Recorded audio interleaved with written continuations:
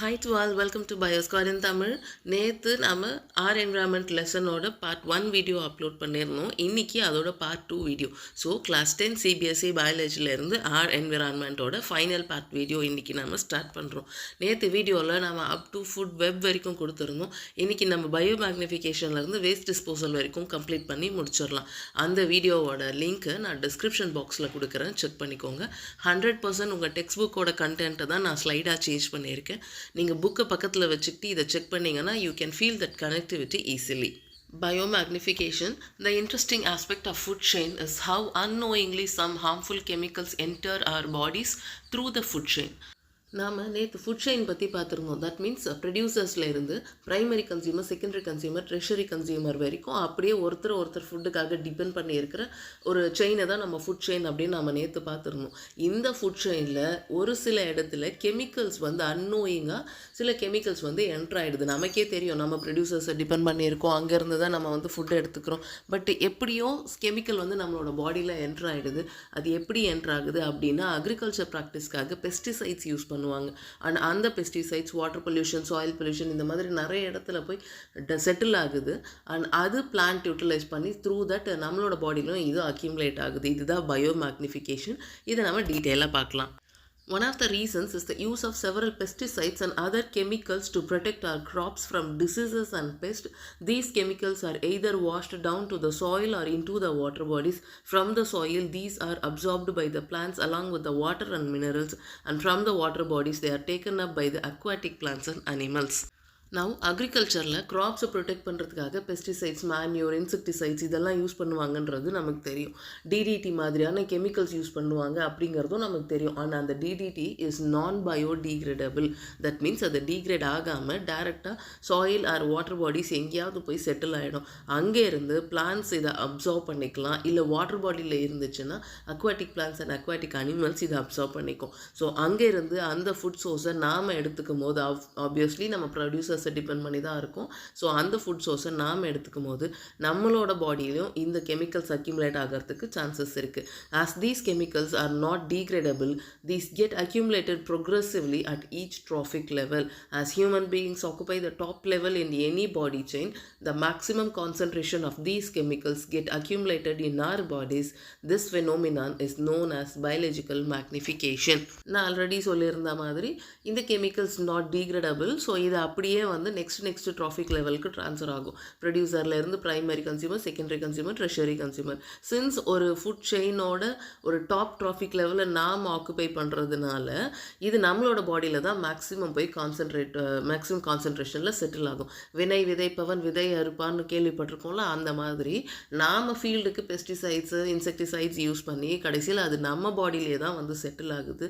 இதைத்தான் நம்ம biological magnification சொல்லுவோம். உங்களுக்கு இந்த பிக்சர் கொடுத்துருக்கு பாருங்கள். கீழே கொஞ்சம் மறைஞ்சிருச்சு, தயவு செய்து மன்னிச்சு. ஸோ கீழே வந்து நம்ம பெஸ்டிசைட்ஸ் போட்டிருப்பாங்க, அது வந்து பிளான்ட்ஸ் யூட்டிலைஸ் பண்ணிக்கும். அங்கேருந்து ஜூ பிளாங்க்டன்ஸ் அதை எடுத்துப்பாங்க. Next small fishes, next large fishes, இப்படியே வந்து ஒரு லெவலுக்காக இன்க்ரீஸ் ஆகிக்கிட்டே இருக்கும். அங்கெல்லாம் எவ்வளோ பிபிஎம்மில் நம்ம கெமிக்கல்ஸ் கொடுத்துருக்காங்க அப்படிங்கிறத நோட் பண்ணிக்கோங்க. இப்போ இந்த லார்ஜ் ஃபிஷ்ஷஸில் தான் ஹை அமௌண்ட்டில் இருக்குது அப்படின்னு காமிச்சிருக்காங்களா, பார்த்துட்டே வந்தீங்கன்னா ஒரு பர்சன்டேஜ் இன்க்ரீஸ் ஆன மாதிரியே நமக்கு தெரியும். இப்போ அந்த லார்ஜ் ஃபிஷ்ஷஸை நாம் சாப்பிடும்போது நம்மளோட பாடியில் இது அக்யூமுலேட் ஆகும். ஒன் ஃபைன் டே இது நமக்கு கட்டாயமாக ஒரு டேமேஜ் பண்ணுற மாதிரி ஒரு பேட் எஃபெக்டை தான் கொடுக்கும். ஸோ அக்ரிகல்ச்சர் ப்ராக்டிஸ் போது கெமிக்கல்ஸ் எல்லாம் கொஞ்சம் அவாய்ட் பண்ணால் நல்லா இருக்கும். இயற்கை விவசாயம் இருக்குல்ல, அந்த மாதிரி சாப்பிடும்போது நல்லாயிருக்கும். ஓகே, இப்போ என்விரான்மெண்டல் ப்ராப்ளம். இந்த சாப்டரே ஃபுல் அண்ட் ஃபுல் என்விரான்மெண்ட்டை பற்றி தானே. ஸோ இந்த சாப்டரில் நம்ம 2 இம்பார்ட்டண்ட் என்விரான்மெண்டல் ப்ராப்ளம்ஸை டிஸ்கஸ் பண்ண போகிறோம். One is depletion of ozone layer, another one is waste disposal. இப்போ ozone layer, O3 is a molecule formed by 3 atoms of oxygen, while O2, which we normally refer to as oxygen, is essential for all aerobic forms of life. O3 அதான் ஓசோனோட formula. And இதில் 3 atoms of oxygen இருக்குது. O2 பற்றி நமக்கு already தெரியும். இதுதான் நார்மலாக நாம் respire பண்ணுற ஒரு ஆக்சிஜன் கேஸோட ஃபார்முலா இது தான். அண்ட் இந்த O3 வந்து ஓசோனோடது. அண்ட் இந்த ஓசோன் இஸ் ஹைலி பாய்சன். இந்த ஓசோன் லேயர் எங்கே இருக்குன்னா ஹையர் லெவல் ஆஃப் அட்மாஸ்பியரில் இது ப்ரெசென்ட் ஆகிருக்கு. So ozone performs a essential function. It shields the surface of the earth from ultraviolet radiation from the sun. This radiation is highly damaging to organisms. For example, it is known to cause skin cancer in human beings. கெட்டதுலேயும் ஒரு நல்லது அப்படிங்கிற மாதிரி, தோ இந்த ozone வந்து ஒரு deadly பாய்சனாக இருந்தாலுமே நம்மளை வந்து சன்னோட யூவி ரேஸ்லேருந்து நம்மளை ப்ரொடெக்ட் பண்ணுது. அந்த யூவி ரேஸை இதை தடுக்காத போனால் என்ன தான் ஆகும் அப்படின்னு பார்த்தோன்னா நமக்கு skin cancer and some other problems வரதுக்கு சான்சஸ் இருக்குது. ஸோ நமக்கு ஓசோன் தான் நம்மளை இதிலிருந்துலாம் ப்ரொடெக்ட் பண்ணுது. Ozone at the higher level of the atmosphere is a product of UV radiation acting on oxygen molecule. The higher energy UV radiation splits apart some molecular oxygen into free oxygen atoms. These atoms then combine with the molecular oxygen to form ozone as shown. இப்போ இந்த ozone எப்படி form ஆகிருக்கு அப்படின்னு பார்த்தோம்னா UV radiation O2 மேலே act பண்ணி இதை ரெண்டாக ஸ்ப்ளிட் பண்ணிடும். இப்போ O2வை ரெண்டாக பிரிச்சுட்டா O+O அப்படின்னு நமக்கு ஒரு ஃப்ரீ ஆக்சிஜன் மாலிகுல் வந்துடுமா. அண்ட் ஆல்ரெடி இருக்கிற O2 ப்ளஸ் இந்த ஸ்ப்ளிட் ஆன இவங்க ரெண்டு பேரும் சேர்ந்து தான் O3யை ஃபார்ம் பண்ணுறாங்க. அது எப்படின்னு நான் பிக்சர் கொடுத்துருக்கேன். அந்த பிக்சர்லேயும் நம்ம செக் பண்ணிக்கலாம். நம்ம டெக்ஸ்ட் புக்லேயும் இதுக்கான ஈக்குவேஷன் கொடுத்துருக்கு, நம்ம அதையும் செக் பண்ணிக்கலாம். Anyhow let's go to the picture. இப்போ இந்த பிக்சரை பார்த்தீங்கன்னா உங்களுக்கு தெரியும், சன்லைட்லேருந்து யூவி ரேஸ் வந்துட்டுருக்கு. இது ஆக்சிஜனை O அண்ட் ஓவாக ஸ்ப்ளிட் பண்ணியிருக்கோம், பார்த்தீங்கன்னா தெரியும். இந்த O ஏற்கனவே இருக்க O2ஓட சேர்ந்து O3யை ஃபார்ம் பண்ணியிருக்கோம். இந்த O3 தான் வந்து ஓசோன். அது deadly poison, but anyhow it protects us from the UV rays. நமக்கு இவ்வளோ நல்ல ஒர்க்கை பண்ணுற இந்த ஓசோனே நம்ம ஆளுங்க காலி பண்ணிட்டோம், இன்க்ளூடிங் மை செல்ஃப் தான் நான் சொல்கிறேன். ஸோ டெப்ளீஷன் ஆஃப் ஓசோன் நம்ம ஏற்கனவே ஒரு காமெடியெல்லாம் பார்த்துருப்போம், ஓசோன்லேயே ஓட்டையை போட்டாங்க அந்த மாதிரி. இப்போ அந்த அளவுக்கு ஓசோன் கேஸோட அமௌண்ட் வந்து குறைஞ்சிக்கிட்டே வருது. ஆப்வியஸ்லி அதோட அமௌண்ட் குறைஞ்சதுன்னா யூவி ரேடியேஷன்ஸ் வந்து எர்த்துக்குள்ளே என்ட்ரு ஆகிறது ஜாஸ்தி ஆகிட்டே இருக்கும். இந்த யூவி ரேடியேஷன் வந்துச்சுன்னா நம்மளோட ஸ்கின் டேமேஜ் ஆகும், பிளான்ஸ் அண்ட் மற்ற அனிமல்ஸ் எல்லாம் டேமேஜ் ஆகும். ஃபைனலி ரொம்ப கஷ்டம் நமக்கு. ஸோ அதை நம்ம ப்ரொடெக்ட் பண்ணணும். இது எப்போத்துலேருந்து டெப்ளீட் ஆக ஆரம்பிச்சது? The amount of ozone in the atmosphere began to drop sharply in the 1980s. This decrease has been linked to synthetic chemicals like chlorofluorocarbon, which are used as refrigerants and in fire extinguishers. So 1980ஸ்லேருந்து தான் ஒரு remarkable அமௌண்ட்டில் இந்த ozone கேஸோட level வந்து குறைய ஆரம்பிச்சிருக்கு. அதுக்கு என்ன ரீசன் அப்படின்னு பார்த்தோன்னா, அப்போ தான் நாம் வந்து அது வசந்தோன்கோ ஆடில் வர மாதிரி அது அந்த காலம், இது இந்த காலம்னு நம்ம ரொம்ப மாடர்னாக கன்வெர்ட் ஆன டைமாக இருக்கும்னு நினைக்கிறேன். ஸோ ரெஃப்ரிஜரேட்டர்ஸ் எல்லாம் நம்ம நிறைய வாங்கி யூஸ் பண்ண ஆரம்பித்ததன் காரணத்தினால அதிலிருந்து வெளியே வர அந்த CFC அப்படிங்கிற கெமிக்கல் தான் இந்த ஓசோனோட டெப்ளீஷனுக்கு ரெஸ்பான்சிபிளாக இருக்குது. இன்றைக்கி நம்ம எல்லார் வீட்லேயும் ரெஃப்ரிஜரேட்டர் இருக்கும், எல்லார் வீட்லேயும் ஏசி இருக்குது, கூலண்ட்டுக்கு என்னென்ன யூஸ் பண்ண முடியுமோ எல்லாமே நம்ம வீட்டில் இப்போ வச்சுட்ருக்கோம். பிகாஸ் ஆஃப் திஸ் நம்ம CFCயை நிறைய வெளியே அனுப்புகிறோம். அது because of that ozone deplete ஆகிட்டே இருக்குது. உடனே ஒரு டவுட்டு கேட்கக்கூடாது, நான் எங்கள் வீட்டு கிச்சனில் எல்லாம் ஃப்ரிட்ஜ் வச்சுருக்கேன், CFC எப்படி அட்மாஸ்பியருக்கு போச்சுன்னா. பட் இட் ரிலீசஸ், நிறைய ஃபேக்ட்ரிஸ் இருக்குது, இண்டஸ்ட்ரீஸ் இருக்குது, அங்கேருந்து இந்த CFC வந்து அட்மாஸ்பியருக்கு ரிலீஸ் ஆகி ஓசோனை டெப்ளீட் பண்ணிடுது. In 1987, the United Nations Environment Program succeeded in forging an agreement to freeze CFC production at 1986 levels. 1980லேருந்து இது டிக்ரீஸ் ஆக ஆரம்பிச்சு 1987 நம்ம திடீர்னு ஒரு முடிவு எடுக்கிறோம்.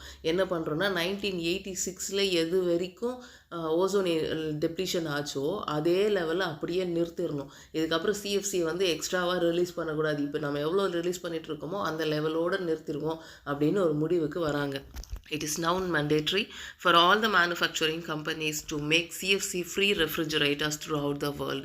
இப்போ நிறைய மேனுஃபேக்சரிங் கம்பெனிஸ் இருக்குது. நம்ம குடிக்கிற எல்லா மேக்ஸிமம் ஜூஸ், கூல்ட்ரிங்க்ஸ் எல்லாம் நம்ம இப்போ குடிக்கிறோம்ல, எங்கேயாவது அப்படி வெளியே போயிட்டு வந்துட்டால் போதும், அட்லீஸ்ட் ஒரு 10 ரூபாய் ஜூஸாவது குடிக்கணும். என் பையன் அப்படி தான் பண்ணுவான், அதனால தான் சொல்கிறேன்.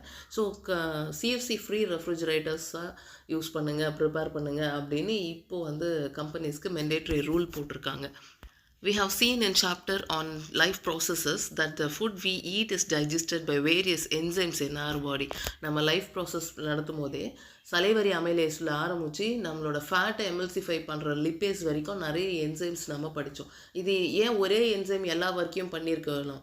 ஆனால் அமைலேஸ்னால் வந்து ஸ்டார்ச்சை தான் பிரேக் டவுன் பண்ணும், லிப்பேஸ்னால் வந்து எமல்சிஃபைடு ஃபேட்டை தான் பிரேக் டவுன் பண்ணும், பெப்சின் அண்ட் ட்ரிப்சின் வந்து ப்ரோட்டீனை தான் பிரேக் டவுன் பண்ணும் அப்படின்னு என்சைமுக்கு ஒரு ஸ்பெசிஃபிக் ஆக்ஷன் இருந்துச்சுல்ல. அதே மாதிரி தான் enzymes are specific in their action.